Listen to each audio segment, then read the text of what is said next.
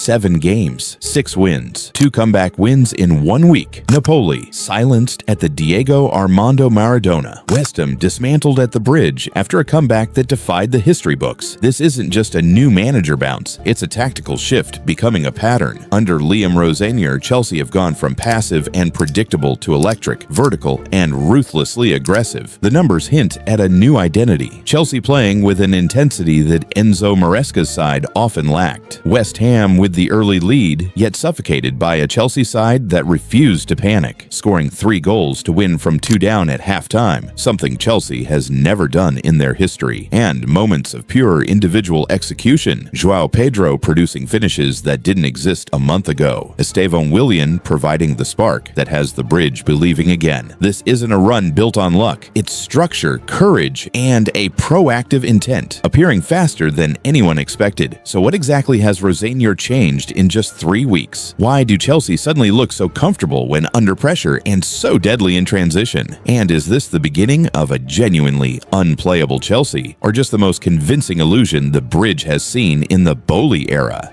Liam Rosenior didn't inherit a stable situation at Stamford Bridge. By the turn of the year, the conversation around Chelsea wasn't about mounting a title challenge or building something special. Chelsea's form absolutely collapsed. Just 1 win in 7 Premier League games saw them tumble to 5th place, a massive 15 points behind Arsenal. When Liam walked into the manager's role, the expectation at the club was the need for a change to get the season back on track. 7 matches later, the most important thing isn't just that Chelsea have won 6 and lost just 1. It's how those results were actually achieved, because Rosenior's early Chelsea don't look like a side barely surviving on emotion and momentum. Within 3 weeks, he's created something genuinely threatening, a team capable of surgical possession dominance and ruthless pragmatic efficiency. Rosenior's opening match as Chelsea manager reads like a statement of intent disguised as an FA Cup tie. Charlton away. Chelsea carved them apart with 73.5% possession, launched 30 shots with 16 hitting the target, and played with the methodical precision of a team drilling patterns into muscle memory. This wasn't just winning. This was deliberate practice under match conditions. What matters here is the patience. Chelsea recycled attacks endlessly, restarted pressure cycles without frustration, and suffocated Charlton deep into their own territory until the dam inevitably burst. This established the first identity. Chelsea can now strangle teams to death through technical superiority and positional discipline. Not frantic chaos, but intelligent repetition that wears opponents down mentally before physically. Then came the genuine examination. Arsenal at Stamford Bridge for the Carabao Cup semi-final first leg, Rosenior's home debut, and a Chelsea squad held together by prayers and tactical tape. Caicedo suspended, Palmer injured, James injured, Gusto injured, multiple players battling illness. The spine was missing. Chelsea lost 2-3, but the match revealed something more valuable than 3 points: character under pressure. Previous versions of this squad would have crumbled, spiraled into recrimination, and collapsed completely. Instead, they fought back with genuine conviction. Alejandro Garnacho's introduction from the bench produced 2 goals and transformed a potential humiliation into a tie that remains competitive for the second leg. This wasn't just a substitute making an impact. This was evidence of a new mentality taking root, players stepping into decisive moments with clarity, and the squad contributing with purpose rather than desperation. Even in defeat, the architecture of something sustainable was visible. But the most instructive performance came in first Premier League assignment. Chelsea 2, Brentford 0. The surface statistics look bizarre. Chelsea with just 45.8% possession,